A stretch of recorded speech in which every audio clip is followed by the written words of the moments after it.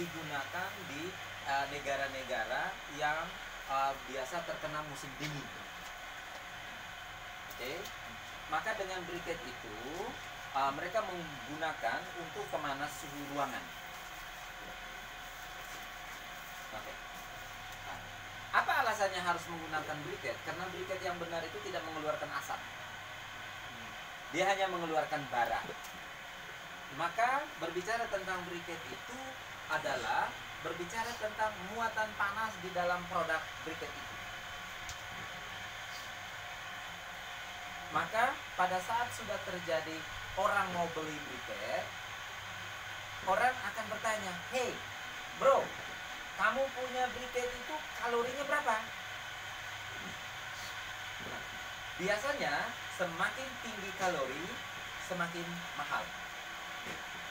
Jadi kita belajar mau membuat briket itu, kita sedikit harus sudah mulai mengerti tentang kebutuhan pasar. Cara berpikirnya kita harus balik.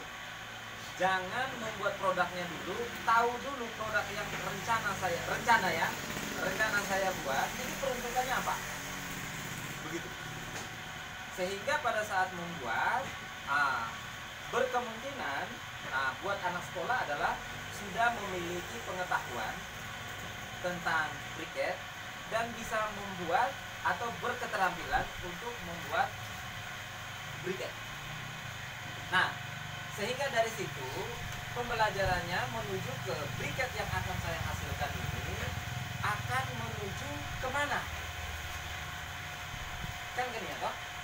Nah, jadi harus tahu tentang, kalau bahasa mau ini spek produk. Nah, spek produk ini pun kalau di dalam briket itu apa saja yang biasa ditanya? Unsur panas atau kalori, ya, terus debu. Nah, yang paling baik lagi dia meninggalkan cuman bekasnya saja, tidak menumpuk itu debu. Nah, terus kalau kemarin sama Pak Guru sudah ngobrol itu tentang starting susah. Berkemungkinan berarti karena kita alat pengukur neon, kita kalau bahasa teknik lingkungan itu apa? Kode ini TM.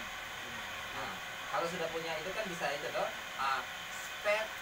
spesifikasi briket dan ya. Nah, maka di dalamnya ada kal, TR, terus apa lagi? Karbon, norangnya. Ada toh? Kalian harus hafal itu kalau mau mengerti tentang produk. Karena orang lebih utama itu titik startnya itu Minugo Oropo, mudah terbakar, berarti TM-nya rendah, cenderung ke 0. Ya? Nah, seperti itu. Kira-kira mulai apa? Ada bayangan? Sedikit ya. Jadi harus mengerti ya. Berkaitan dengan produk yang ini, EBI mau buat apanya itu sudah seperti itu. Jadi kandungan-kandungan di dalamnya itu waktu kita sudah membuat produk tadi, contoh, kalau goonimun nane akibat apa? Ini baru harus dijelaskan. Nah, TM atau titik basah ya. Nah, titik basahnya itu berarti dia masih basah. Berarti bagaimana mengurangi basahnya? Jemur lagi. Nah, kalau orang industri itu udah dia pakai oven, kan dia terukur suhunya berapa lama dia nanti berada di dalam ruang oven tersebut. Jadi seperti itu ya. Kira-kira sesuai dengan pertanyaan, masuk akal. Jelas ya? Berarti saya tidak jelaskan lagi.